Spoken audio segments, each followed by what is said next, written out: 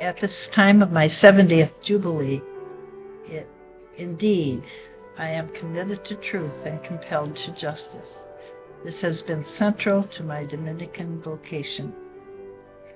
I was born in Valley City, North Dakota, and moved to Janesville, Wisconsin when I was 5 years old, the eldest of 3, with 2 wonderful brothers. In 1952, I entered as a member of the Racine Dominican community. I spent 30 years in Wisconsin, including Racine, Tomah, South Milwaukee, and Little Chute, in teaching piano and being very involved in parish liturgy. And then 10 years in Tennessee, first as liturgy coordinator for the Diocese of Memphis, and then as a campus minister at Vanderbilt University in Nashville. Then I traveled to the East Coast for 10 years of ministry in Richmond, Virginia, Newport News, Virginia, Lexington, Massachusetts, and back to Alexandria, Virginia. That was followed by 4 very special years as president of our Racine Dominican community, followed by 2 years in Wilmer, Minnesota, as a liturgist musician. 3 Central American visits have made a big impact on the last 25 years of my life.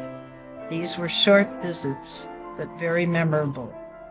One was to Haiti, one to Chiapas, Mexico, and one to El Salvador.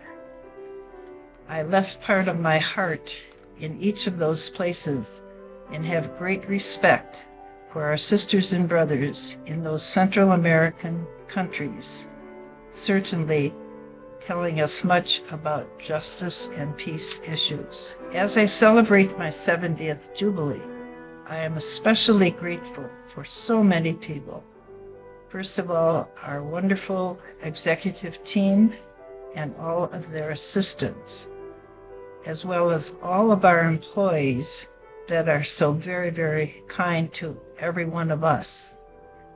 And in a very special way to all of our associates who over this time of pandemic have been so caring and wonderful in staying with us over and over again. I hold all of you in my heart and in my prayers. Thank you.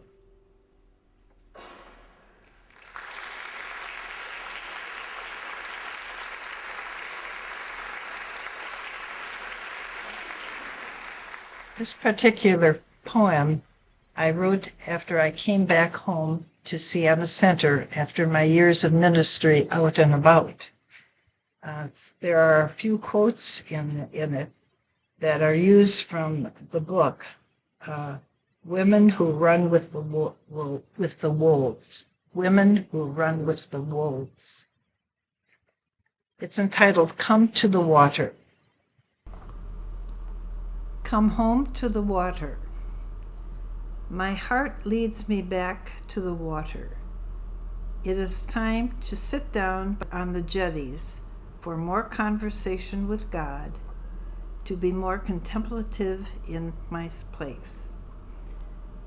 May this water nourish the creativity in me.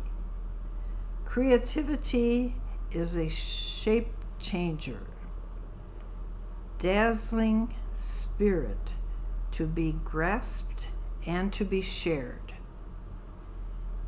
If I create one homily, one poem, one musical composition at a certain point in the water of life, it can feed others downstream, and yet others who are out in the deep. My own creativity may it never be a solitary one. It is very powerful. Things happen when someone who touches it or hears it, or senses it, or feels it, is fed.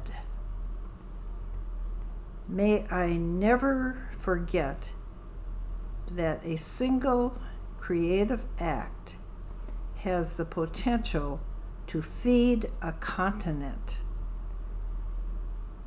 One creative act can cause a torrent to break through even stone. Feed my continent, gracious God. May a torrent of justice and peace and equality break through our stony hearts. Come home to the water. Come home.